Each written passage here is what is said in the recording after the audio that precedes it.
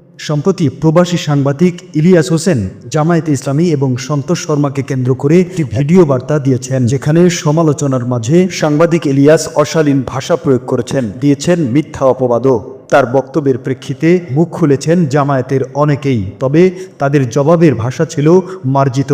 সমালোচনা কখনো কুরুচিপূর্ণ, অপমানকর ও অসভ্য ভাষায় হওয়া উচিত নয় বলে মন্তব্য করেছেন জামায়াতে ইসলামের কেন্দ্রীয় কর্মপরিষদ সদস্য ও ঢাকা মহানগরী উত্তরের সেক্রেটারি ডক্টর মোহাম্মদ রেজাউল করিম। শনিবার সামাজিক যোগাযোগ মাধ্যমে তার ভেরিফাইড ফেসবুক পেজে এক পোস্টে তিনি এ মন্তব্য করেন। ওই পোস্টে তিনি বলেন, জামায়াতে ইসলামীর সম্মানিত আমির ডাক্তার শফিকুর রহমান শুধু একজন ব্যক্তি নন, বরং একটি প্রতিষ্ঠান, বর্তমান সময়ের সবচেয়ে বলিষ্ঠ নেতৃত্ব ও জনপ্রিয় ব্যক্তিত্ব, বিশ্বের কোটি কোটি মানুষের শ্রদ্ধা, ভালোবাসা ও প্রেরণার বাতিঘর। তার প্রতি অশ্রদ্ধা, অপমানকর বক্তব্য ও তাচ্ছিল্যতা প্রদর্শন এ আন্দোলনের কোটি কোটি নেতাকর্মী ও সাধারণ মানুষদের হৃদয়ে দারুণভাবে আঘাত হানে। জামায়াতের এ নেতা আরও বলেন, আমরা মনে করি সমালোচনা কখনো কুরুচিপূর্ণ, অপমানকর ও অসভ্য ভাষায় হওয়া উচিত নয়। আমাদের শ্রদ্ধেয় নেতৃবৃন্দ সম্পর্কে এই সীমা আমরা কাউকে অতিক্রম করতে দেব না। আমরা জানি গঠনমূলক সমালোচনাই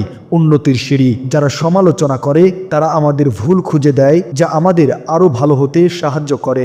এই বিষয়ে মুখ খুলেছেন মাওলানা ফখরুদ্দীন আহমেদও। ফখরুদ্দীন আহমেদ তার ফেসবুক পেজে লেখেন, সাংবাদিক ইলিয়াস ভাইকে চ্যালেঞ্জ করেই বলতে পারি, জামায়াতে ইসলামী ভারতের জালে আটকা পড়েনি। ভারতের বিষয় জামায়াতের পূর্বের দৃষ্টিভঙ্গির কোনো পরিবর্তনও হয়নি।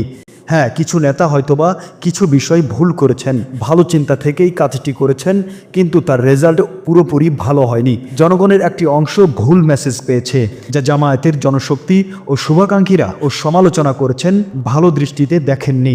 জামায়াতের বিষয়ে ইলিয়াস হোসেন সাহেবের বক্তব্যে গঠনমূলক সমালোচনাও পেলাম না। দেশ জাতির জন্য জামায়াতে ইসলামী কি করা দরকার এমন নতুন কোনো পরামর্শও পেলাম না।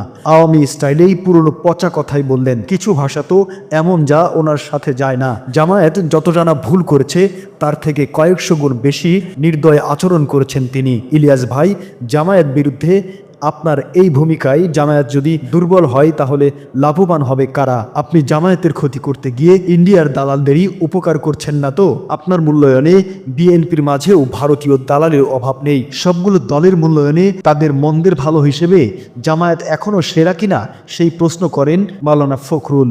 তিনি বলেন, জামায়াত সন্তোষ শর্মাকে দাওয়াত দিয়ে ভুল করেছেন, কিন্তু আপনি সে কারণে আজকের ভিডিওতে জামায়াতের উপর জুলুম করেছেন। তিনি বলেন, জামায়াত ও বেশি বেশি সাবধান হওয়া দরকার।